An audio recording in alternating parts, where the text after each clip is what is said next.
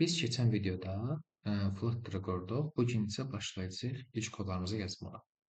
İlk olaraq kodlarımızı harda yazacağıq? Kodlarımızı VS Code daxilində biz folder öz yaratdığımız deməli sənədin içində lib faylını tapırsınız və onun içində main.dart faylını tapırıq. Onun içində müxtəlif kodlar olacaq. Siz onun hamısını silin, sadəcə main funksiyasını saxlayın. Bizə hələlik lazım olan budur. Hal-hazırda bunun mənasını bilməyə ehtiyac yoxdur, amma bu bizim tətbiqimizin start nöqtəsidir. Bunu bilsək kifayət edir. Keçək indi digər hissəyə, dəyişənlərə. Dəyişən nədir? Gəlin ilk olaraq bu sualı özümüzə verək və cavablandırmağa çalışaq. Biz bir proqram yazanda istifadəçidən müxtəlif məlumatlar ala bilirik. Məsəl üçün, bizə lazımdır ki, istifadəçinin adı, istifadəçinin yaşı. Biz bu aldığımız məlumatları gedib kompüterimizin yaddaşında saxlayırıq. Biz kompüterin yaddaşını bir anbar kimi fikirləşsək, biz həmin məlumatları necə gəldi ora atsaq, sonra onu tapmaq bizə problemli olur. Dart dildə bizə deyir ki, qardaş, sən bu məlumatı yaradanda düşün ki, bir qutu yaradırsan. Düşünək ki, bir qutu yaradır. Biz o qutunun tipini qeyd edirik və qutunu adlandırırıq və içinə lazım olan dəyərləri qoyuruq. Amma deyir ki, sən məsələn bu qutunun içinə tipini kitab qeyd eləmisənsə, sən gətirib bunun içinə şüşə qoya bilməzsən. Bu qədər sadədir. Yəni əgər sən bunun tipini kitab qeyd eləmisənsə, sən gətirib bura başqa şey qoya bilməzsən. Ancaq kitab qoyacaqsan. Mən buna icazə verməyəcəm ki, sən başqa şey qoyasan. Dart dili bizə bunu deyir. Və Dart dilində tiplər hansılardır? Bizə lazım olan dəyişən tipləri 4 dənə. Bizə lazım olan yox, Dartda olan dəyişən tipləri 4 dənədir. Bunlar string, yəni mətin, buradakı sınavı göldən yazmalıyam. Tam ədədlər, integer, int istifadə olunur. Kəsr ədədləri double-la yazılır. Bir də doğru və ya yanlış, boolean-la yazılır. Bu keyndən istifadə edirik. Dart bizə deyir ki, sən bir dəyişən yaradanda ilk olaraq onun tipini qeyd eləməlisən. Yəni mən istifadəçinin adını alıramsa, bu bir mətn olacaq. Gələk düşək 1, yazaq 1. Mətn, yəni stringdən danışaq, mətndən. Biz mətnləri həmişə dırnaq içində yazacağıq. Yəni, olsun Ayxan, olsun Bakı, olsun, məsələn, 12. Bunlar hansı əgər dırnaq içində yazılırsa, bunlar mətn kimidir. Necə edilir? Düşürük aşağı, alırıq nəyi? İlk olaraq istifadəçimizin adına bax. String. İstifadəçimizin adını. Yazıram bura ad. Bərabərdir Ayxan. Və sətrin sonunda nöqtə vergül qoyuram ki, mənim sətrən işim bitdi. Mən nə edim? Dəyişənin, yəni tipini qeyd elədim, dəyişənin adını qeyd elədim, dəyişənin dəyərini qeyd elədim. Məsələn, mənim bir maşınım var. Maşınımın markasını yazmalıyam, markasının nə olduğunu yazmalıyam. Necə deyirəm? String. Maşınımızın markası olacaq da. Tutaq ki, marka. Maşınımızın markası nə olsun? BMW olsun. BMW. Bu nədir? Dəyişənimizin tipi, dəyişənimizin adı və dəyişənimizin dəyəridir. Dəyişənimizin dəyəri. Əla. Biz neynədik? Bütün mətnlərin hamısını yazdıq dırnaq içində. Keçirik ikinci integerlara. Gələk ikinci integerlara. 2 integer. Integerlar tam ədədlərdir. Yəni 1, 3, 4, 6, 78, 90, nə bilim, belə. Və həmçinin bunların mənfiləri. Bura kəsr ədədləri aiddir. Sadəcə tam ədədlər. Gəlir indi nəyə? Biz istifadəçimizin adını aldıq. Maşını da aldıq. Gəlin indi istifadəçimizin yaşını alaq. Bizə lazımdır istifadəçimizin yaşı. Bəli. Yazırıq nəyə? Integer, int sözünü yazandan sonra yazıram ki, yaş. Yaş bərabər olsun tutaq ki, 24-ə. Görürsünüz, mən buradakı 24-ü heç nəyin içində yazmadım. Sadəcə 24 yazaraq keçdim. Və bu mətn deyil. Ona görə də dırnaq içində yazmaya ehtiyac yox. Siz belə yazsaz kifayət edir. Integer yaş. Məsələn, bunu 24 eləyə bilirəm. Sonra eləyirəm, məsəl üçün 678. Yəni necə isə siz bunu yaza bilərsiniz. Yazıraq elə 24 saxlayın. Gəlin indi keçək nəyə? Baxın, mən uşaqlar, burada yazdım ki, string ad Ayxan. Gəlin buradan yazıram ki, string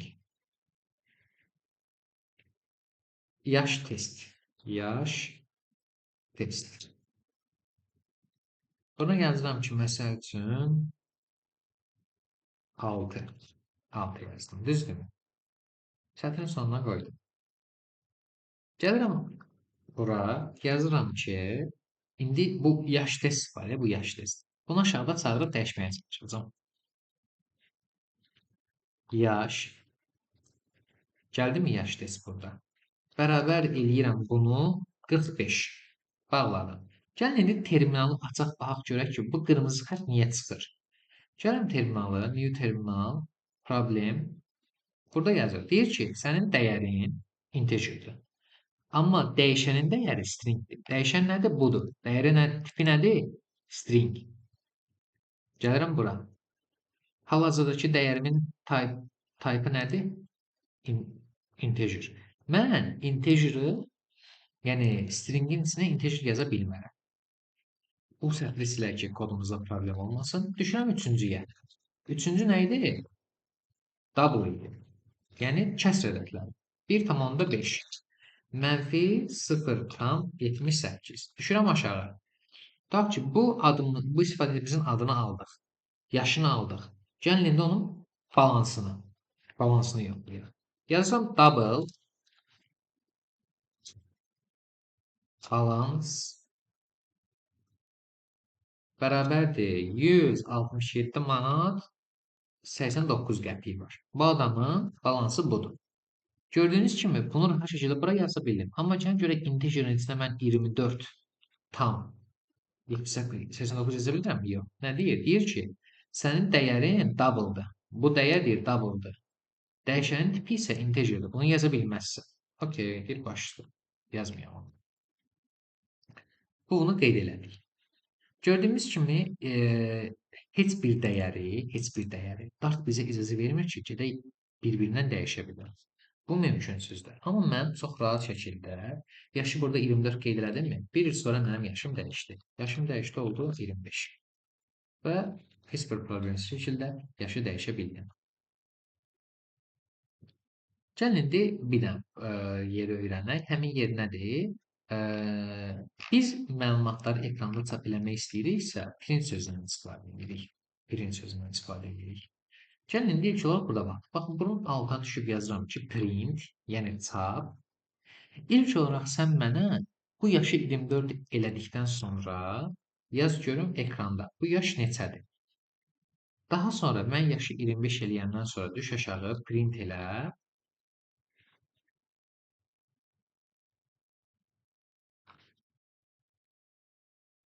Bir də yaşı yaz görək, yaş neçədir? Bunun üçün də terminala gəlirsiniz. Gəlir yazırsınız flutter. Mən Chrome-dan istifadə edəcəm üçün Chrome yazacağam. Flutter run -p Chrome. Və indi başlayır Chrome-da açmağa. Açdı. Açandan sonra gəlir buradan. Baxın uşaqlar, birinci printdə yazdı 24, ikinci printdə yazdı 25. Yəni mən dəyəri rahat şəkildə dəyişə bildim. Bəli, buranı da öyrəndiyimizə görə keçək indi hara?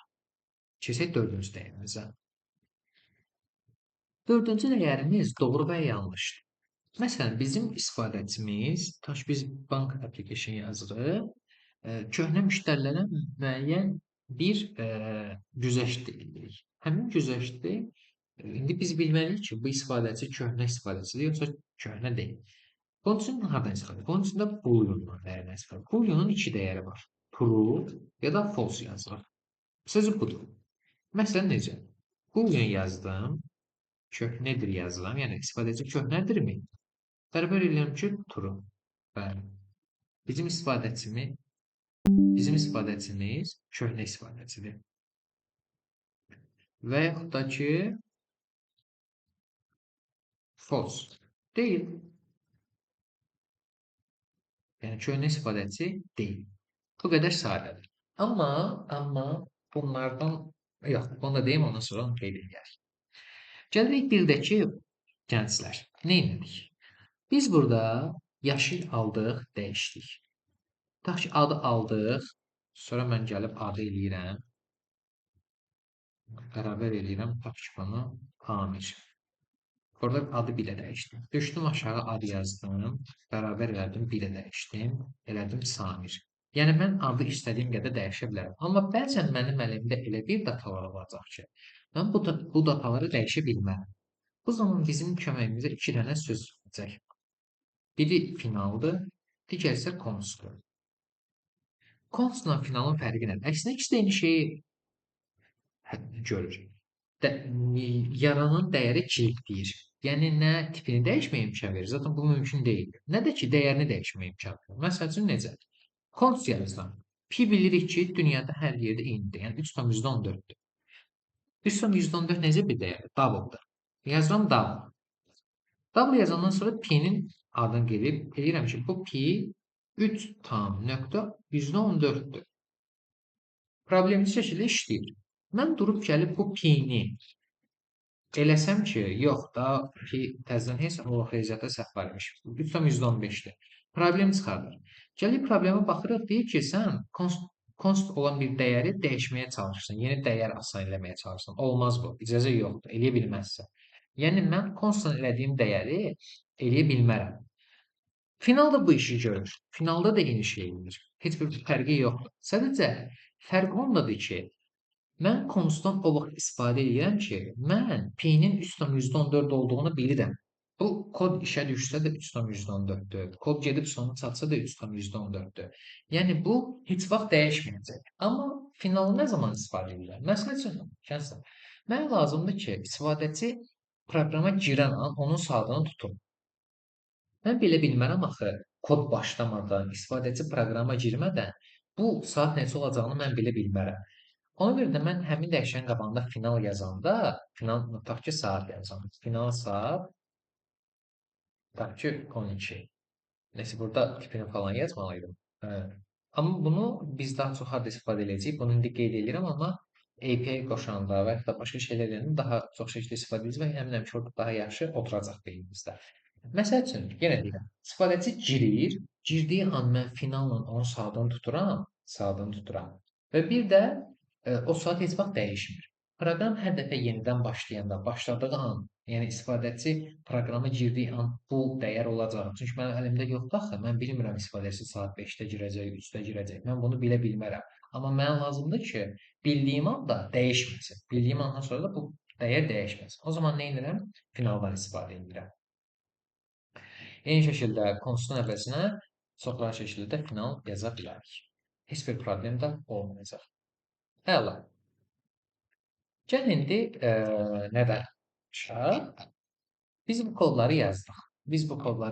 Gəl indi bu kodları ekranımızda çap edək.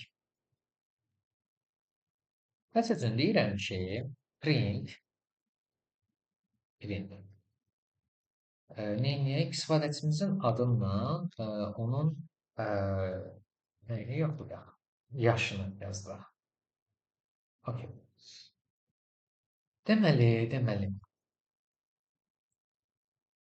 Deməli, aha, biz printimizi yazdıq. Printimizi yazandan sonra bu obyekti bunun içində silək. Nöqtə vecunu qoyaq və gözləyək. Deməli, uşaqlar, mən deyirəm, amma bilmirəm kimlər izləyəcək. Dırnağı açdım, bağladım. Yəni, artıq mən burada istədiyim dəyəri yazacağım. Siz ilk olaraq gəlin yazaq hello world.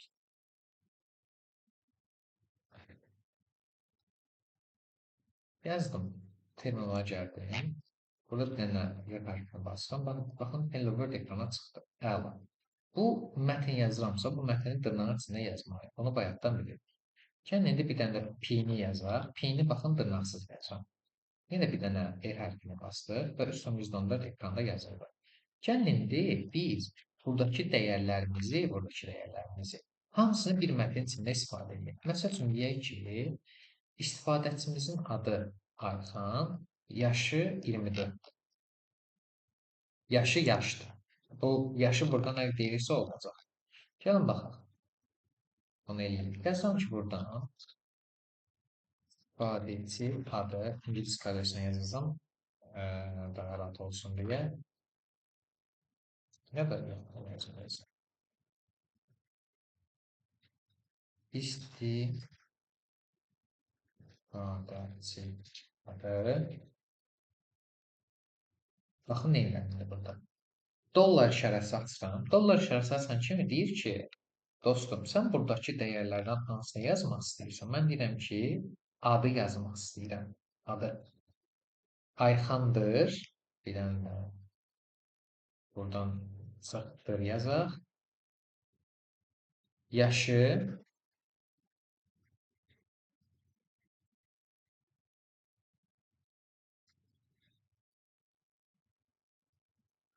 Ayxandır yazırıq. Anladım ki, Samirdə olacaq.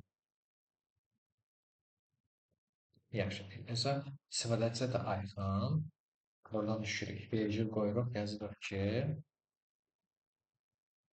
yaşı nöqtə vergül. Daha 2 nöqtə.